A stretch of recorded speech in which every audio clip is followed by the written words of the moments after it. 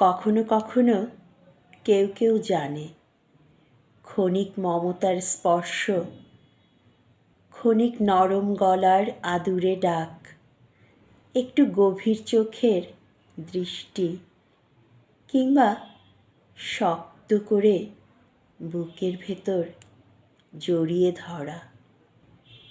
কি অদ্ভুতভাবেই না সেই আড়ালের অবডালের জমে থাকা পাথর আর পাথুরে নদীর বুকে ছলো ছলো জলে বান ডাকিয়ে দেয়।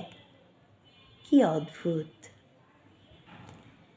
কেবল জলই জানে ভালোবাসা কত তীব্র, মমতা কত প্রগাঢ়, কিংবা ভালোবাসা মমতা জানে জীবনে জলের কী প্রয়োজন, কান্না কতটা অপরিহার্য।